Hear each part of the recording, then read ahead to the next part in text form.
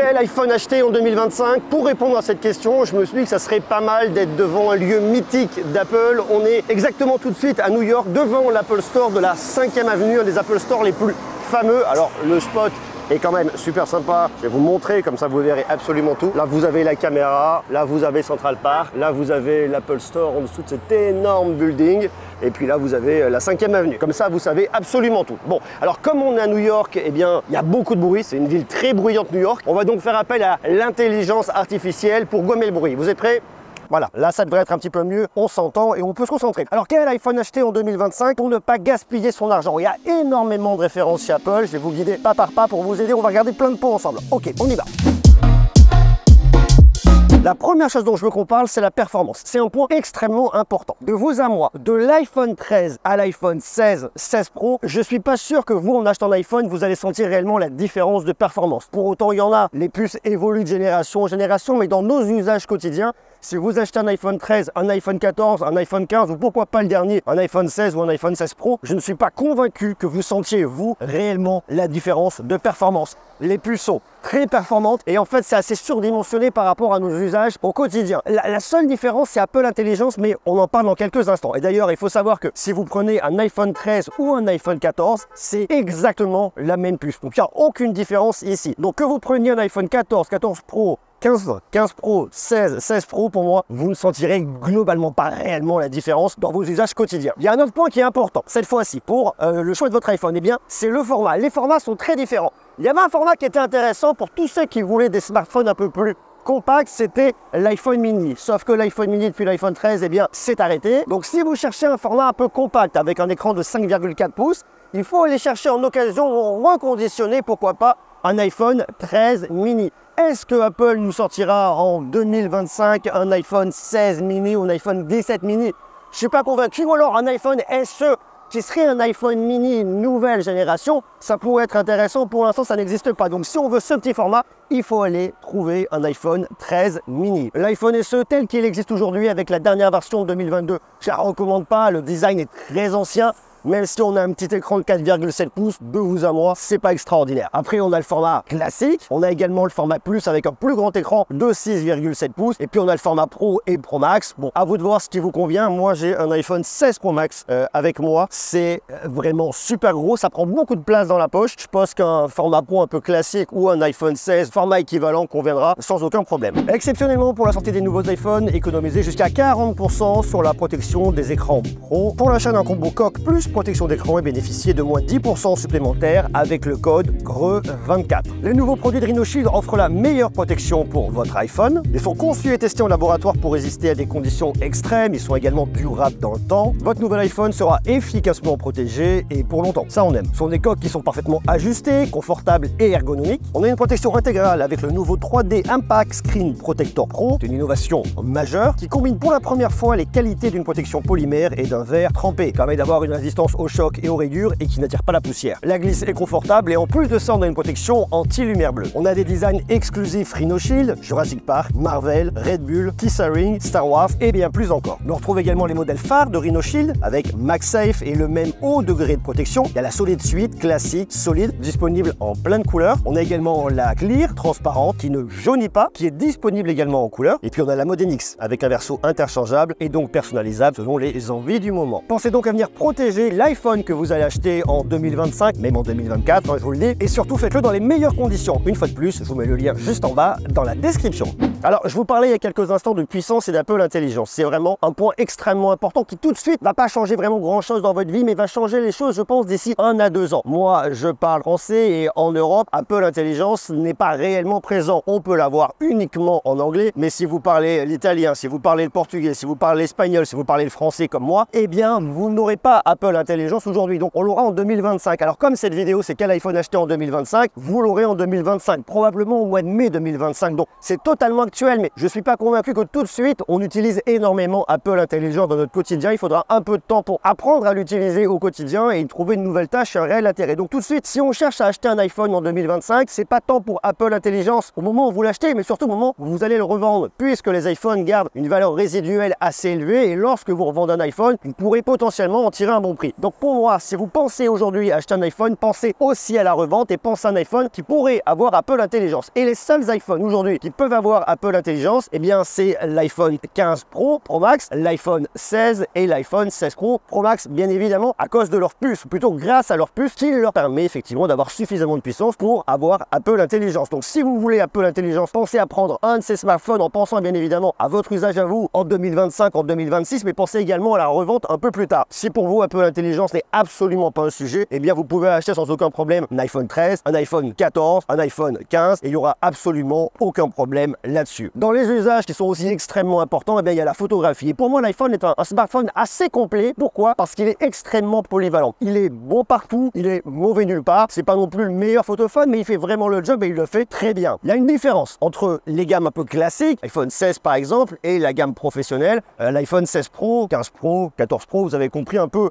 l'histoire. La différence, c'est que sur les modèles classiques, vous aurez deux objectifs. Vous allez avoir un grand angle et un ultra grand angle. C'est pas là où vous aurez la meilleure polyvalence. Pour avoir la meilleure polyvalence, il faut aller sur les modèles Pro où vous allez avoir un téléobjectif. Et c'est assez marrant parce que en fait, depuis l'iPhone 15, vous avez un capteur 48 mégapixels sur le grand angle. Avant, vous aviez un capteur de 12 mégapixels. Et ce capteur de 48 mégapixels à partir de l'iPhone 15 est intéressant. Pourquoi? Parce que même si vous prenez un iPhone 15 et pas un iPhone 15 Pro, eh bien vous pouvez avoir une équivalence zoom optique x2 puisque on vient zoomer dans ce capteur pour vous sortir une photo 12 mégapixels. Alors il y a une technologie de fusion, on va avoir un 24 et 12, tout se mélange, ça vous fait un 12 mégapixels, mais on peut avoir un équivalent zoom optique x2. Donc si vous voulez zoomer et avoir un peu plus de polyvalence sans pour autant avoir un modèle pro, il faut commencer sur l'iPhone 15. iPhone 15, iPhone 16, ça le fait sans aucun problème. Sur l'iPhone 14, non, puisque vous avez uniquement un capteur de 12 mégapixels. Et si vous venez zoomer, vous pouvez zoomer, votre image va se dégrader et c'est pas extraordinaire. Et si vous allez sur les modèles pro, il faut savoir que là, vous avez un téléobjectif qui est un x3 optique sur l'iPhone 14 Pro et l'iPhone 15 Pro. Et si vous allez sur l'iPhone 16 Pro, vous aurez un x5 optique, donc encore un peu meilleur. Alors, la caméra de selfie, on n'en parle pas. Quel que soit votre iPhone, ça sera une caméra de 12 mégapixels qui permettra de faire quelques selfies. Personnellement, moi, lorsque je me filme, j'utilise jamais ma caméra de 12 mégapixels. Vous voyez, je me mets comme ça. Je vais vous faire une démo. Je prends mon iPhone, je prends ma caméra de selfie et là, je me filme. Donc, pour moi, ok, la qualité, c'est pas la meilleure. Je me filme comme ça. Bon, c'est rigolo, pourquoi pas. Ce que je préfère faire à ce moment-là, moi, je préfère inverser. Je prends mon iPhone,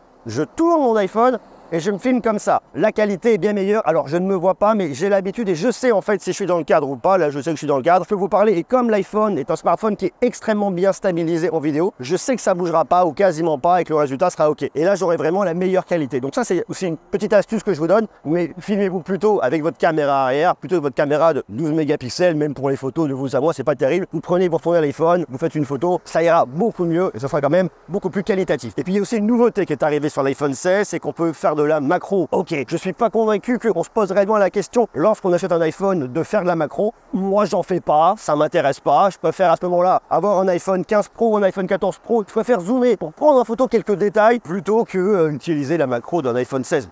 Ça m'intéresse pas du tout. Donc la question à se poser au niveau de la photo, c'est la polyvalence. Est-ce que vous avez besoin d'un téléobjectif ou pas? Si la réponse est oui, et si vous voulez le maximum de polyvalence, allez sur un iPhone Pro, 13 Pro, 14 Pro, 15 Pro, 16 Pro, ils sont vraiment très bons. Et si vous n'avez pas besoin d'autant de polyvalence, trouvez un iPhone 13, un iPhone 14, un iPhone 15 ou un iPhone 16, en fonction de votre budget, ça fera aussi le boulot. Je vous parlais il y a quelques instants de vidéo. Moi, je filme énormément avec mon iPhone. Là, je suis en train d'utiliser une caméra de Sony FX3, je l'ai mis sur le pied. Vous l'avez vu, c'est pratique, c'est sympa, je peux travailler la colorimétrie. Bon, ok, ça me plaît bien. Mais il y a énormément de vidéos que je tourne avec mon iPhone à la main. Je me pose très souvent sur une poubelle comme ça à côté. J'utilise un petit trépied et ça fait le boulot. Parce que pour moi, l'iPhone aujourd'hui est le meilleur vidéophone qu'on trouve sur le marché. La colorimétrie est très bonne. Et en plus de ça, une super stabilisation. Et quelqu'un comme moi qui a un tremblement essentiel, croyez-moi que c'est super important. En plus, à partir de l'iPhone 16 Pro, vous pouvez filmer en Dolby Vision 4K en 120 images par seconde. Donc si vous avez besoin de faire du ralenti, eh bien vous pouvez le faire dans de très bonnes conditions. Et puis depuis l'iPhone 15 Pro et sur l'iPhone 16 Pro, vous pouvez en plus filmer en log, ce qui fait que vous pouvez avoir un vrai bon traitement d'image après.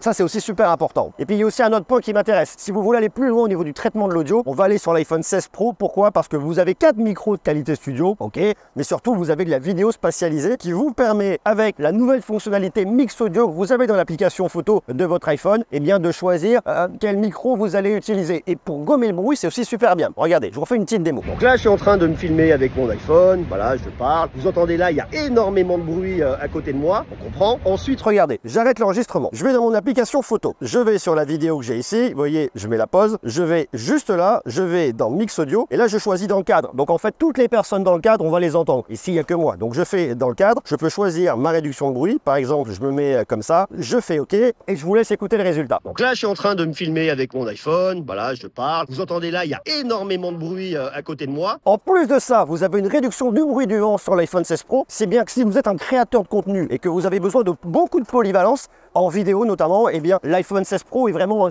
super outil. On peut filmer en log, on peut travailler sur son audio nativement dans son iPhone. Enfin, on peut faire énormément de choses et ça, pour moi, c'est vraiment un superbe atout. Et je l'utilise. Je suis allé à différentes conférences. Même là, il n'y a pas longtemps encore, j'étais à un événement hier soir à New York. Il y avait beaucoup de bruit. Eh bien, je fais une story. Je peux travailler la réduction du bruit. C'est pas complètement parfait, mais ça fait réellement le boulot. Ok, maintenant, on va se poser la question de l'écran. Parce que l'écran, c'est aussi super important. On passe beaucoup de temps sur nos iPhones, regarder du contenu, des films, des séries. Cette vidéo, peut-être d'ailleurs, la regardez-vous sur un iPhone. D'ailleurs, dites-le moi dans les commentaires. Il faut savoir que sur l'iPhone 11, vous aviez un écran LCD. Tandis que sur l'iPhone 11 Pro, vous avez un écran OLED. 11 Pro, 11 Pro Max. Et ensuite, à partir des iPhone 12, vous n'avez que des écrans OLED. Donc, de toute façon, je vous déconseille d'acheter un iPhone 12. Achetez à partir d'un iPhone 13. On peut trouver des iPhone 12 à un tarif intéressant. C'est pas ce que je vais vous recommander. Mieux vaut mettre un tout petit peu d'argent pour acheter un iPhone 13. Et n'oubliez pas, je vous l'ai dit, la puce que vous avez dans l'iPhone 13 est exactement la même que la puce que vous avez dans l'iPhone 14, qui n'est pas la même que celle qu'il y a dans le 14 Pro. Mais si vous voulez un iPhone 13, vous aurez la même puce que l'iPhone 14. Donc, ça conviendra sans aucun problème. À noter qu'à partir de l'iPhone 13, vous avez une encoche qui est un peu plus petite sur vos iPhones. Avant, il y avait les encoches un peu plus grande. Et à partir de l'iPhone 14 Pro est arrivé Dynamic Island, qui est une alternative plutôt intéressante avec différentes fonctionnalités logicielles qu'on peut retrouver sur Dynamic Island. Moi, ça me convient. Après, il y a les tailles d'écran. Bien évidemment, si vous êtes sur un iPhone un peu classique, iPhone 14, iPhone 15, vous aurez un écran de 6,1 pouces. Si vous allez sur le modèle Plus, l'écran sera plus grand.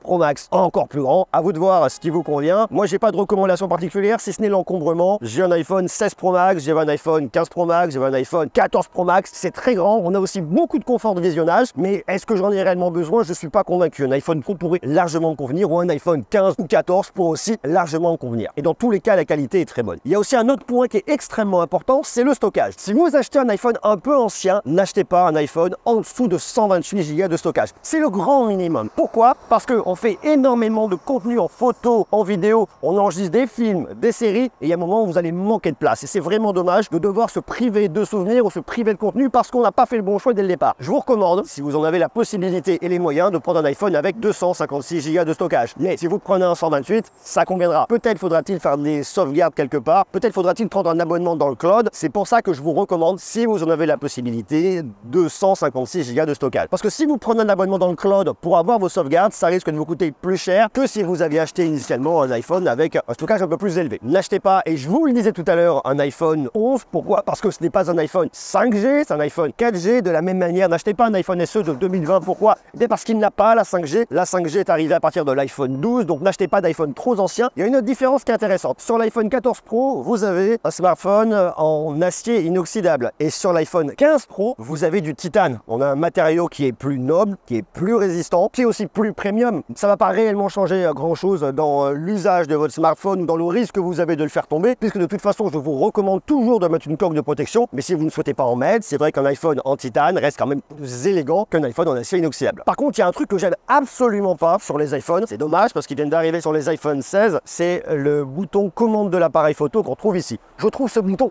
pas du tout pratique. Pour naviguer dans les options, pour moi, c'est compliqué. J'aime pas ça. C'est pas intuitif. En plus de ça, lorsque je prends mon iPhone comme ça, que je veux appuyer ou que je veux faire des photos, eh bien, sans le faire exprès, j'appuie sur le bouton commande de l'appareil photo avec ma main, juste là. Ça m'embête au plus haut point. C'est pas pratique. Vraiment, autant je comprends l'idée intellectuellement, je trouve ça intéressant, mais dans les faits et dans l'usage, pour moi, ça sert à rien. Je déteste le bouton commande de l'appareil photo. Et plus j'utilise mon iPhone, plus je déteste. Pour moi, ce bouton, il sert uniquement à déclencher votre appareil photo rapidement. Pour ça, on avait le bouton action, on a maintenant le bouton commande de l'appareil photo. Le positionnement est pas incroyable. Bref, bon, je vous en ai déjà parlé, j'aime pas. Il y a un autre point à prendre en considération qui est extrêmement important sur les iPhones, c'est la notion du câblage, parce que sur l'iPhone 14, vous êtes encore en Lightning. Et à partir de l'iPhone 15, 15 et 15 Pro et au-delà, vous arrivez en USB-C. Donc si vous avez déjà un câble en Lightning, peut-être pouvez-vous prendre un iPhone 13, un iPhone 14, il n'y aura aucun problème, vous gardez votre câblage. Mais si par contre vous voulez unifier vos câblages et que vous avez déjà plein de produits en connectique en USB-C, peut-être faut-il aller sur un iPhone 15 et iPhone ultérieur. Et il y a aussi une différence entre les modèles normaux et les modèles professionnels. Vous avez de la charge en USB-C sur l'iPhone 15, l'iPhone 16, c'est de l'USB 2. Et si on veut des taux de transfert beaucoup plus élevés, on va sur les modèles Pro parce que vous avez de l'USB 3. Je ne pense pas que vous en ayez besoin, c'est plus pour les professionnels de la vidéo qui ont besoin de gros flux de transfert ou de transférer énormément de données. Mais si ce n'est pas votre cas, ne vous posez pas cette question-là. Posez-vous juste la question de la connectique. Est-ce que je vais emmener un seul et même chargeur pour tout, ou alors est-ce que je vais emmener un chargeur en USB-C pour un produit, en Lightning pour un autre produit? Bon voilà, c'est une question d'optimisation de votre setup plus qu'autre chose. Et puis après, la question qu'on va se poser, c'est où est-ce que je vais acheter cet iPhone? Alors peut-être allez-vous venir ici à New York sur la 5e avenue à l'Apple Store pour acheter un iPhone, auquel cas, ok, pourquoi pas, c'est plutôt sympa, très joli store d'ailleurs. Ou alors vous pouvez l'acheter en reconditionné, c'est-à-dire un iPhone qui est d'occasion, qui a déjà servi mais qui est vendu par un professionnel. Ça vous permet d'avoir des garanties derrière. Si vous l'achetez chez un reconditionneur sérieux, vous êtes sûr qu'il aura fait des tests, qu'il aura vérifié que tout est ok, ça c'est important. J'en avais déjà vu un il n'y a pas longtemps, je vous avais emmené chez Smart, je vous mettrai la vidéo dans la description, allez la voir parce que c'est important de savoir comment est reconditionné son iPhone. On peut également l'acheter d'occasion, il y a des particuliers qui revendent leur iPhone, toujours un peu méfiant parce que vous ne connaissez pas réellement son état, vous ne savez pas si la batterie a été changée, si oui, est-ce qu'elle a été bien changée, enfin il manque toujours quelques éléments. Donc bon, pour moi, acheter soit en neuf, soit en reconditionné. Et en reconditionné, il y a encore deux choses à savoir. La première, c'est que Apple fait du reconditionné sur son site internet. Juste en bas, vous descendez, vous aurez les produits reconditionnés par Apple avec des pièces d'origine Apple, donc une batterie Apple. Pour moi, c'est la meilleure garantie. Mais vous avez également d'autres reconditionneurs qui sont très sérieux où vous pourrez avoir un produit qui a été vérifié, pas forcément avec des pièces Apple, mais pour autant, il sera garanti et c'est rassurant. Et je vous le disais, de toute façon, lorsque vous achetez un iPhone, il garde une valeur résiduelle assez élevée, ce qui fait que vous pourrez le vendre à un tarif assez élevé dans 1 an, 2 ans, 3 ans. Donc pensez réellement à bien choisir votre iPhone aujourd'hui en 2025. Il y a d'autres fonctionnalités dont je vous ai pas parlé qui pour moi ne servent à rien. On va se reculer légèrement parce qu'il y a le soleil qui commence à arriver ici. Et hop là, hop là, hop là. Viens avec moi.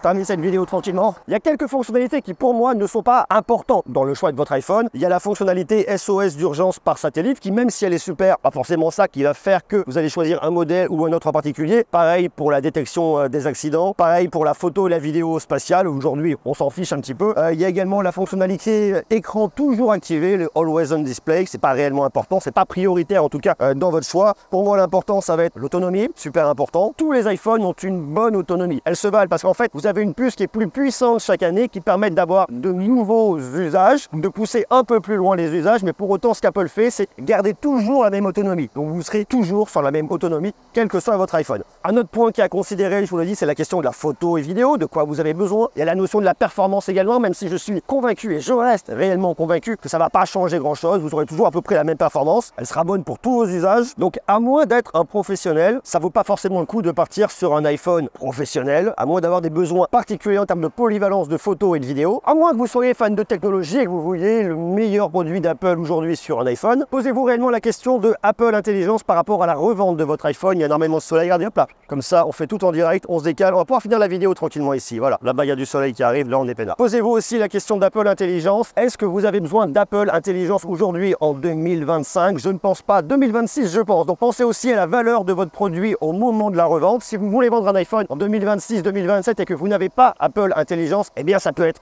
dommage, donc pensez réellement à cette question. Donc en fait, si vous avez un petit budget, partez plutôt sur un iPhone 14, 14 Pro, pourquoi pas en reconditionné, ça peut être un bon plan. Si la photo pour vous c'est pas prioritaire, vous pouvez acheter un iPhone 13, 14, de toute façon on fera de très bonnes photos. Et si les photos c'est important, vous partez sur un iPhone 14 et plus, parce que vous aurez plus de polyvalence et le résultat sera très correct. Et après bien évidemment ça va dépendre de votre budget, chacun vit avec son budget, il faut des dépenses raisonnables et raisonnées. Maintenant qu'on a fait cette vidéo, est-ce que ça vous aura aidé? D'ailleurs dites-moi quel iPhone souhaitez-vous acheter en 2025, marquez-le moi juste en bas en commentaire. Puis bien évidemment s'il y a un de ces produits qui vous intéresse, je vous ai mis les liens juste en bas dans la description. Maintenant que vous savez tout, je vous ai fait une vidéo, voici 10 réglages à activer immédiatement pour votre iPhone, allez les voir, vous ne le regretterez pas.